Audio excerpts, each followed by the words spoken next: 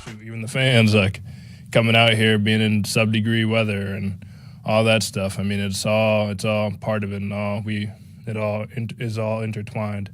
So I think it's just kind of one of those things you got to let heal, take a deep breath, take some time away from it, and then, come back and look at yourself in the mirror and just don't point fingers and figure out what you can do better. And, that's the approach I'm going to take, and I feel like most people are going to take. Steve McGarkey. Thanks for doing this. I'm just wondering, first, did you understand the severity of the injury right off the bat? I saw you on the sideline and kind of trying to get back in.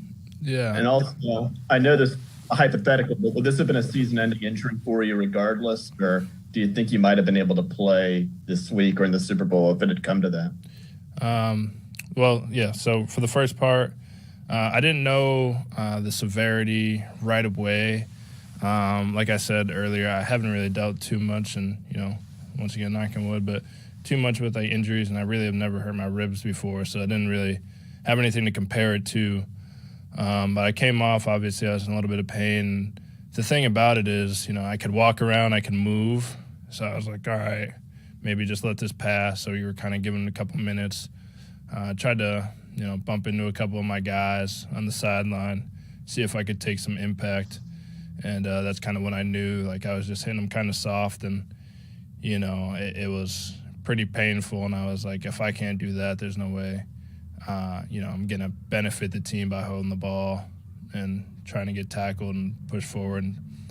So, it's, and we have a great training staff too. And, I was fighting them for a little bit. I was like, I'm good. I can go back out there. But, they have my best interest in mind and, my health in mind. And, they do a really good job with that. And to the second part, I don't think it would be a season ending or playoff ending, rather. Probably wouldn't have been able to play this week. But, with the bye week that you get before the Super Bowl, I think I would have been able to be back before then.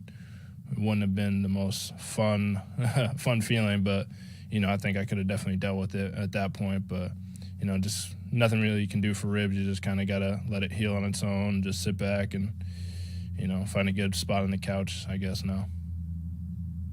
On Silverstein. AJ, you must have taken, 400 hits over the course of the season, and this one happens to get to your ribs. Was it a helmet? Do you know? Have you watched it again yet, or any idea how it happened? Yeah, it was on a special teams play. It was on KOR, and, I was blocking my guy, and there's a pileup, and someone's knee just came down when I was, on my back, and we were all falling down.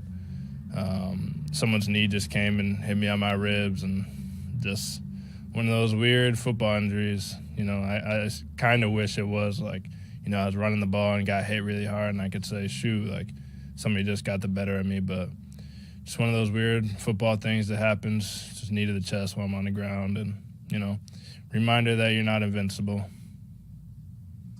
Brian Wood.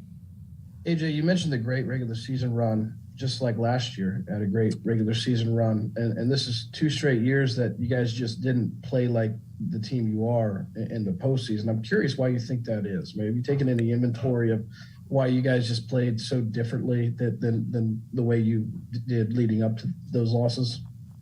Yeah, every game is different. Every game has its own challenges. Comparing one game here and one game there, you're going to find so many differences. So I don't think it's, one thing. I think, on both sides of the ball, I think everybody played really hard.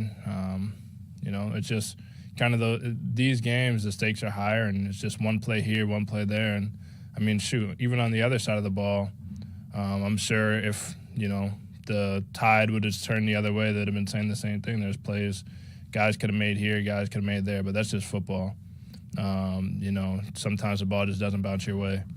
But right now there's no secret formula. There's nobody you can just point at. It's a team game. It's a team effort, team results. So, as a team, we got to just take a second and come back, and we'll get it done. It's gonna happen, but we just gotta stick together and figure it out. Chris Roth. Hey, AJ, I realize it's still fresh, but you did just say, hey, we'll stick together. We'll find a way. We'll get it done. Have you contemplated the fact that you may have to do that with an entirely different looking roster? I mean, you know as well as we do all the big names that are uncertain for 2022. Is there a confidence among you young guys who you know will be here that regardless, you can find a way, you can get it done? Have you had any of those discussions with some of your fellow young colleagues, if you will? We haven't had those discussions, or at least I haven't had any discussions like that yet. Like I said, we're still taking this all in, and with every team, there's guys who may or may not be here.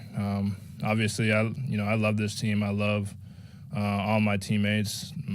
I use the word brothers, and that's really what they are, and leaders and things like that. And so, nobody knows, and we could sit up here all day and do the what if and who is and who's not.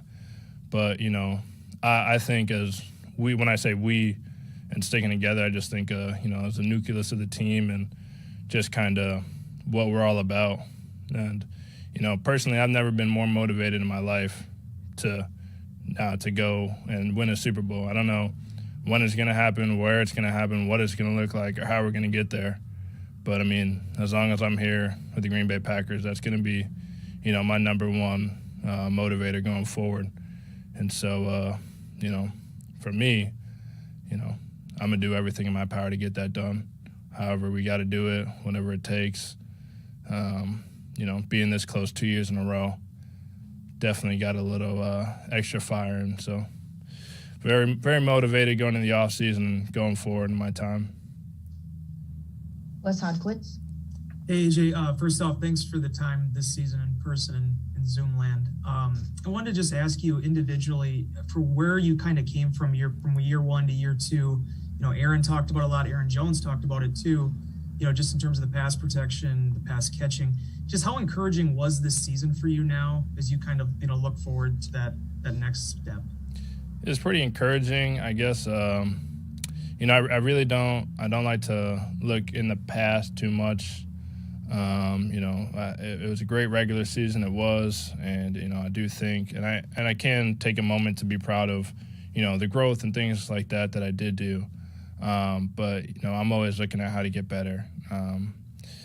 But yeah, I mean, it's just kind of, if anything, it's a nod to the fact that the work that I put in the off season can benefit me throughout the season and can prepare me. And so I do look at that with like, okay, well, I got this X, Y, and Z better.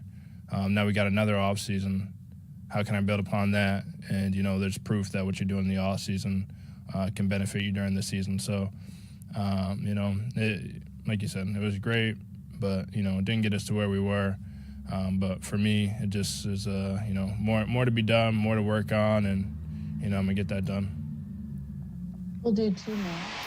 AJ Dillon finishing up the year with 803 yards. Probably that 1-2 punch to where Aaron Jones in the backfield. The Packers, look, they trended all the way up at the NFC for the #1 seed, just to lose it to the Niners there. That first game back didn't show what we wanted to see. Aaron Rodgers, of course, the question marks. AJ kind of brought it up there. Might have a different looking team. That all falls on A-Rod and his future there. Already said he doesn't want to be part of a rebuild. We'll see how that pans out for the Packers as they also head into the offseason there. Do you want a sports network that delivers everything that matters about the game? The highlights, the picks, the instant analysis, no yelling, no fake debates, no politics.